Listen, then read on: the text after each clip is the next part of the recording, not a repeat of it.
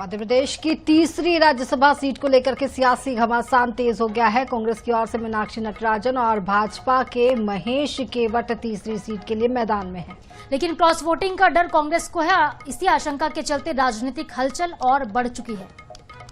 कांग्रेस ने अपने विधायकों को एकजुट रखने के लिए रणनीति तेज कर दी है। इस मैनेजमेंट के लिए कांग्रेस विधायक और आरिफ मसूद और राष्ट्रीय सचिव कुणाल चौधरी दिल्ली रवाना हुए हैं। तो बताया जा रहा है कि आरिफ मसूद को पहले तेलंगाना भेजा जा सकता है ताकि विधायकों की निगरानी और समन्वय को सुनिश्चित किया जा सके।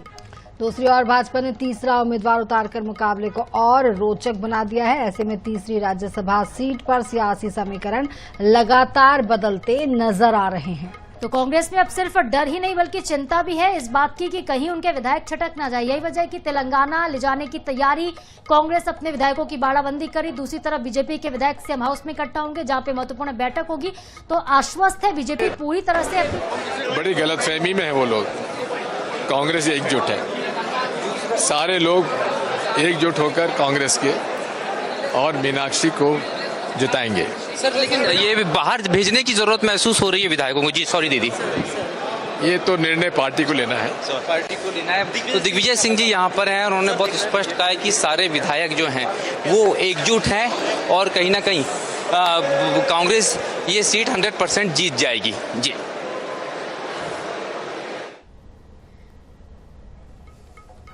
तो विधायकों की बाड़ाबंदी में जुटी है कांग्रेस। तेलंगाना ले जाने की तैयारी है और इधर अगर बीजेपी के विधायकों की बात करें तो इनकी महत्वपूर्ण बैठक होने जा रही है।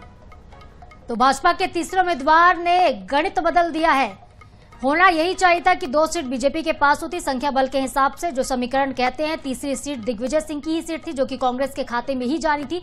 लेकिन बीजेपी ने आशंकाओं को देखते हुए कि कुछ तो नाराजगी है मीनाक्षी नटराजन के लिए, इसी बात का फायदा बीजेपी उठाने जा रही तीसरा उम्मीदवार लाकर खड़ा कर दिया।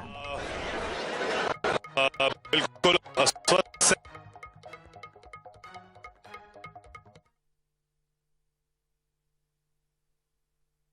साथ है, लेकिन इसमें सबसे बड़ा प्रश्न ये है कि जब 3 ही सीट है मध्य प्रदेश में राज्यसभा के लिए और तीनों सीटों में से मात्र एक महिला प्रत्याशी थी मीनाक्षी जी के रूप में, और जब भाजपा पूरे देश भर में प्रचार कर रही है 33% आरक्षण का, 1/3 महिलाओं के सांसद बनने का, तो ऐसा क्या कारण है कि जब एक ही महिला मीनाक्षी जी का ही लोग विरोध कर रहे हैं? और इस विरोध से भाजपा ने स्पष्ट कर दिया है सर, लेकिन कि जब इतना बड़ा स्टेप होता है, प्रतिष्ठा की बात होती है,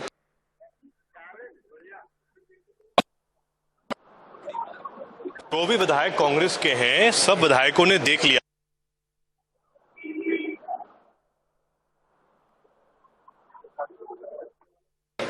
आज कितने बचे उनमें से? मुश्किल से 5 बचे हैं।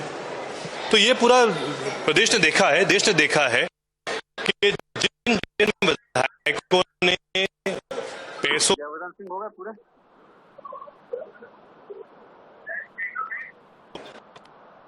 मुझे विश्वास है कि जो भी कपट का प्रयास भाजपा करेगी, कांग्रेस का एक भी विधायक भाजपा के कांग्रेस का एक मीनाक्षी जी के साथ खड़ा है।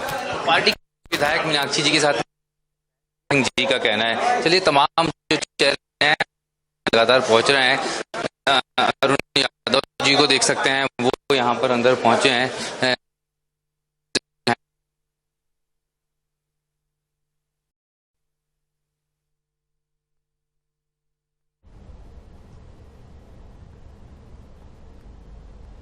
तो INS 24/7 की खबर पर मोहर लगी। जिस तरीके से जो समीकरण राज्यसभा की सीटों को लेकर के मध्य प्रदेश में बनता है, 2 सीटें बीजेपी की और 1 सीट जो कांग्रेस की मानी जा रही थी, लेकिन जिस तरीके से मीनाक्षी नटराजन का विरोध कहीं ना कहीं सुगबुगाहट जो दिखाई दे रही है, उसका फायदा अब बीजेपी उठाने जा रही है। यहाँ पर बीजेपी ने अपने तीसरे कैंडिडेट महेश केवट को मैदान में उतारा है। महेश केवट वर्सेस मीनाक्षी नटराजन, और आज वो नामांकन दाखिल करेंगे। और आपको बता दें कि मीनाक्षी नटराजन ने भी नामांकन दाखिल किया है। अब जो इसकी प्रतिक्रियाएं हैं, आपने सुना यहाँ पर प्रतिक्रिया दिग्विजय सिंह की भी प्रतिक्रिया निकल के आई, जयवर्धन सिंह की प्रतिक्रिया। उन्होंने महिला आरक्षण को लेकर भी अब निशाना साधा है। ये बीजेपी के फूट का उम्मीदवार है, आखिरी तक नहीं कर पाए कि किसको उम्मीदवार बनाना। हर गुट उनका कह रहा था कि इसको उम्मीदवार बनाओ, इसको उम्मीदवार बनाओ। कई नाम आपने मीडिया में आपने देखे, तो ये फूट का उम्मीदवार है तो फूटेगा।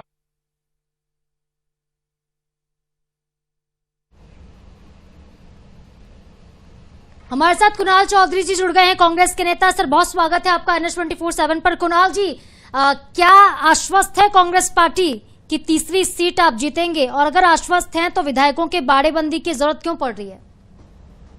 देखिए, पहली बात तो आपको किसने कहा कि बाड़ेबंदी की जरूरत पड़ रही है? आज मूल मुद्दा है कि किस तरीके से भारतीय जनता पार्टी ने पीडीएस समाज के व्यक्ति के साथ धोखा करने का काम किया।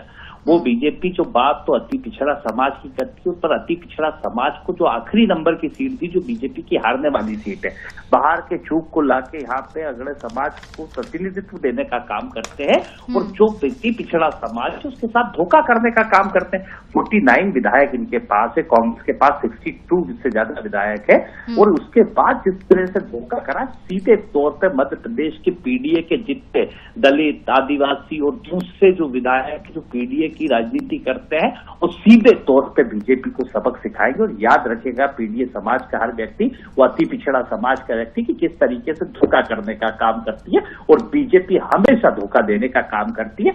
ये जिस तरीके से बीजेपी कोशिश कर रही है, पर कहीं ना कहीं अति पिछड़े समाज का अपमान है। लेकिन चौधरी साहब, आप आरिफ मसूद जी के साथ दिल्ली तो निकले हैं ना, इस बात से तो डिनाई नहीं करेंगे? मैं ऑल इंडिया कांग्रेस कमेटी का सेक्रेटरी हूँ। मैं तो परसों नागपुर भी था, आज दिल्ली भी हूँ, बिहार भी मैं स्क्रीनिंग कमेटी का मेंबर था, वहां भी था, आसाम भी गया था। तो मेरा तो दिल्ली हेडक्वार्टर है।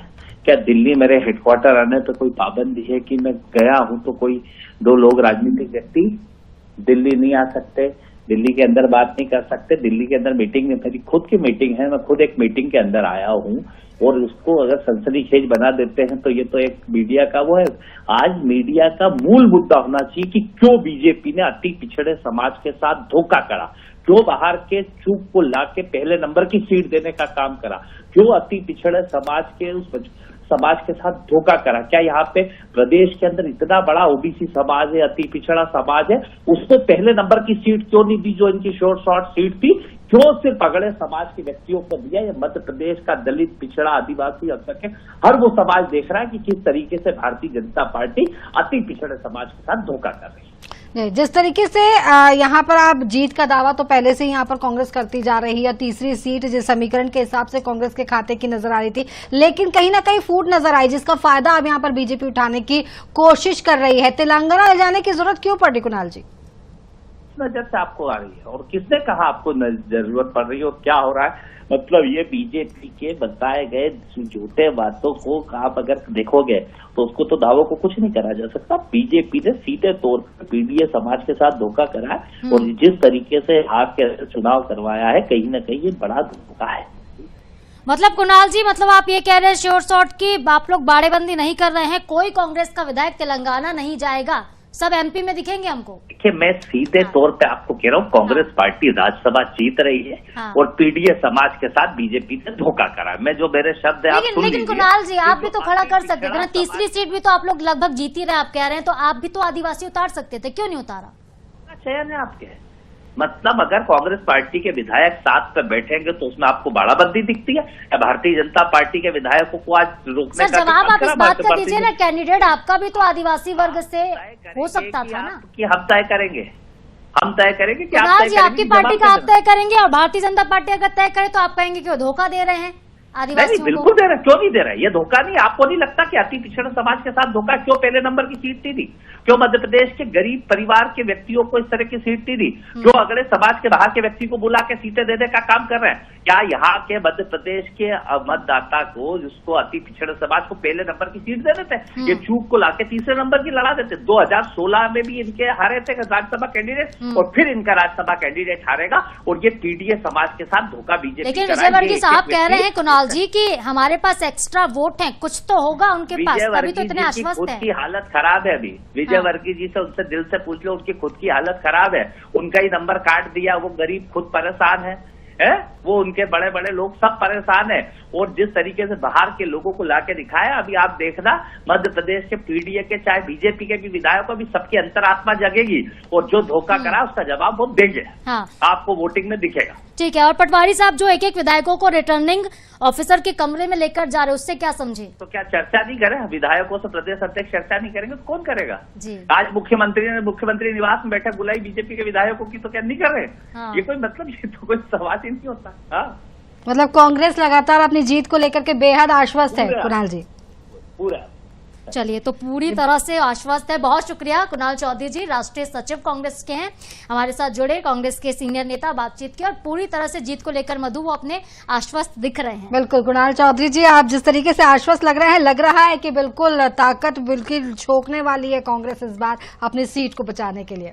तो ये जो राज्यसभा का चुनाव है, इस बार जो तीसरी सीट का गणित बन रहा है, वो सिर्फ अब एक आम सा चुनाव नहीं रह गया, सिर्फ एक सीट की बात नहीं रहेगी, ये साख का सवाल है। दिग्विजय सिंह की भी साख का सवाल, क्योंकि उनकी सीट रही, ये उमंग सिंगार की साख का सवाल है, जीतू पटवारी की साख का भी सवाल है, और सबसे बड़ा सवाल राहुल गांधी के नेतृत्व का भी है। बिल्कुल, तो यहाँ पर कांग्रेस अपनी पूरी ताकत झोंकने वाली है। लगातार जीतू पटवारी अपने विधायकों के साथ 1-to-1 चर्चा कर रहे हैं, और जिस तरीके से डिनाई किया है कुणाल चौधरी ने तेलंगाना वाली बात का, तो ये यहाँ पर जीत के लिए काफी आश्वस्त दिख रहे हैं। साधना तो बिल्कुल ये कह रहे हैं कि बाड़ेबंदी नहीं होगी। अब देखते हैं हम भी कि जो खबरें आ रही हैं वो क्या सच साबित होती हैं। जो आरिफ मसूद दिल्ली गए हैं, उसका क्या मकसद हो सकता है, उसके पीछे पार्टी का? क्या ये सिर्फ सामान्य सी बैठक करने वहां पर गए? कौन कर रहा है? तुम कर रहे हो खुद, हम नहीं कर रहे। ये बोले कि आरिफ मसूद जी, कुणाल भाई के साथ लोग जा रहे हैं, ऐसा कुछ नहीं है। अरे मेरे दोस्त, लड़ेंगे और जीतेंगे। लड़ेंगे और जीतेंगे, ये कहना है जीतू पटवारी जी का। लेकिन निश्चित रूप से कहीं ना कहीं अगर हम बात करें तो तमाम जो चेहरे हैं वो यहाँ पर एक एक करके पहुँच रहे हैं। मीनाक्षी नटराजन की बात करें या फिर अन्य चेहरों की, वो यहाँ पर पहुँची हुई हैं और कहीं ना कहीं उनसे बात करने की कोशिश हो रही है कि किस तरह से जो है वो आगे जो है। मीनाक्षी जी, कितना जी, ये जिस तरह से अचानक कैंडिडेट उतार दिया गया बीजेपी ने, और वो भी जो है बात कर रही है बार बार कि 33% महिलाओं को आरक्षण देंगे। पहली बात तो ये है कि जब वो जानते हैं कि 10 सदस्य संख्या कम है, उसके बाद भी अगर कैंडिडेट उतार रहे हैं तो ये उनका चाल चरित्र और चेहरा उजागर हुआ है। लेकिन कांग्रेस पार्टी प्रतिबद्ध है, हम एकजुट हैं, हम लड़ेंगे और जीतेंगे। सभी की जुबान पर एक ही नारा है और वो है हम लड़ेंगे और जीतेंगे, चाहे वो मीनाक्षी नटराजन हो या फिर जीतू पटवारी हो। तमाम चेहरों की अगर हम बात करें तो यहाँ पर मौजूद हैं और हर विधायक जो है वो यही कह रहा है कि हम एकजुट है। लेकिन सवाल तब भी उठता है कि कई सारे चेहरे फिलहाल यहाँ नजर नहीं आए हैं। बात हम अभिजीत शाह की करें या अन्य विधायकों की, और उनकी गैर मौजूदगी भी कहीं ना कहीं चर्चा का विषय है। भी छिपा हुआ है जो लड़ने की बात, वो कांग्रेस का नेतृत्व तय होगा इस चुनाव के परिणाम से। जीतू पटवारी और उमंग सिंगार प्रदेश अध्यक्ष और नेता प्रतिपक्ष रहेंगे कि नहीं रहेंगे, ये इस राज्यसभा चुनाव का परिणाम तय करेगा। मीनाक्षी नटराजन की हार राहुल गांधी की हार होगी। ये राहुल गांधी की व्यक्तिगत पसंद है और इसलिए जीतू पटवारी और उमंग सिंगार के लिए मरने मारने का विषय। कमोबेश वही स्थिति डॉक्टर मोहन यादव के संदर्भ में भी है। डॉक्टर मोहन यादव मुख्यमंत्री हैं। भारतीय जनता पार्टी ने कहीं ना कहीं अगर मैदान में तीसरा प्रत्याशी उतारा है तो भरोसा डॉक्टर मोहन यादव पर किया है। मोहन यादव ने ये उम्मीद जगाई है कि हम तीसरे प्रत्याशी को जिता लेंगे। हारने के लिए भारतीय जनता पार्टी मैदान में नहीं आ रही है। तो डॉक्टर मोहन यादव पर पार्टी ने भरोसा जताया, केंद्रीय नेतृत्व ने भरोसा जताया है। तो डॉक्टर मोहन यादव के लिए भी ये डू एंड डाई वाली स्थिति है जिसे उन्होंने खुद स्वीकार किया है। साथ साथ हेमंत खंडेलवाल है, पर हेमंत खंडेलवाल नेता कम कार्यकर्ता के तौर पर हैसियत ज्यादा रखते हैं, ज्यादा पार्टी कहे वैसा करने के लिए तत्पर होते हैं। पर मोहन यादव मुख्यमंत्री है और जब सत्ता होती है तब मुख्यमंत्री की जिम्मेदारी, मुख्यमंत्री का दायित्व ज्यादा होता है। तो ये एक खबर मध्य प्रदेश के संदर्भ में है कि जहां पर अब मीनाक्षी नटराजन और महेश केवट कोई मसला नहीं है। मसला है तो जीतू पटवारी है, डॉक्टर मोहन यादव है और उमंग सिंगार है। तो एक तो मसला ही है। और चलिए आगे बढ़ेंगे। बात अब झारखंड की होगी, क्योंकि झारखंड की 2 राज्यसभा सीटों पर होने वाला चुनाव भी अब दिलचस्प मोड़ पर आ पहुंचा है। सत्तारूढ़ इंडिया ब्लॉक के पास संख्या बल होने के बावजूद निर्दलीय प्रत्याशी परिमल नाथवानी की एंट्री और क्रॉस वोटिंग की चर्चाओं ने मुकाबले को और रोचक बना दिया है। तो दूसरी सीट पर सियासी समीकरण बदलते नजर आ रहे हैं। महागठबंधन की ओर से बैजनाथ राम और प्रणव झा उम्मीदवार हैं। जो नामांकन दाखिल कर चुके हैं, वहीं भाजपा खेमे में भी रणनीति तेज हो गई है और विधायकों की अहम बैठकें हो रही हैं। कांग्रेस पर्यवेक्षक भूपेश बघेल ने दावा किया है कि गठबंधन एकजुट है, लेकिन राजनीतिक तस्वीर अभी पूरी तरह साफ नहीं है। क्योंकि देखिए, भले ही परिमल नाथवानी की एंट्री बतौर निर्दलीय हो रही हो, लेकिन उन्हें बीजेपी का तो साथ मिलना लगभग तय ही है। बीजेपी की ओर से छत्तीसगढ़ के डिप्टी सीएम विजय शर्मा झारखंड में प्रत्याशी को जिताने की जिम्मेदारी संभाल रहे हैं। अब देखने वाली बात होगी कि किसकी सियासी रणनीति से पार्टी के प्रत्याशी को जीत मिलेगी। भारतीय जनता पार्टी ने झारखंड में भी चुनाव के हालात बना दिए हैं, सीधे तौर पर नहीं, अप्रत्यक्ष तौर पर। एक बड़े उद्योगपति है, नाम है उनका परिमल नथवानी। तो परिमल नथवानी पहले भी राज्यसभा में रह चुके हैं, रिलायंस समूह से जुड़े हुए हैं, गुजरात से ताल्लुक रखते हैं। भारतीय जनता पार्टी के समर्थन के साथ वह निर्दलीय नामांकन दाखिल करने जा रहे हैं और उनका निर्दलीय नामांकन दाखिल करना कांग्रेस प्रत्याशी की चुनाव जीतने की संभावनाओं पर ग्रहण लगाता है। क्योंकि परिमल नथवानी भी चुनाव हारने का अंदेशा होता तो मैदान में नहीं आते। परिमल नथवानी अगर मैदान में आ रहे हैं तो तय मानिए भाजपा का समर्थन तो उन्हें मिलेगा ही, जेडीयू का समर्थन उन्हें मिलेगा ही, पर आरजेडी और हेमंत सोरेन के आगे भी कुछ वोट अगर उनके पास आ जाए तो कोई आश्चर्य की बात नहीं। 28 वोट चाहिए तो झारखंड और मध्य प्रदेश दोनों जगह अब वोटिंग के आधार पर ही फैसला होगा। कौन राज्यसभा जाएगा इसका नतीजा 18 तारीख को वोटिंग के बाद ही आएगा। निर्विरोध निर्वाचन की कोई संभावना अब मध्य प्रदेश और झारखंड में नहीं रह गई है और कांग्रेस के लिए अपनी इज्जत बचाने की चुनौती है। कांग्रेस के पास संख्या बल है, पर इसके बावजूद उसका प्रत्याशी जीतेगा कि नहीं जीतेगा, ये बड़ा महत्वपूर्ण सवाल है।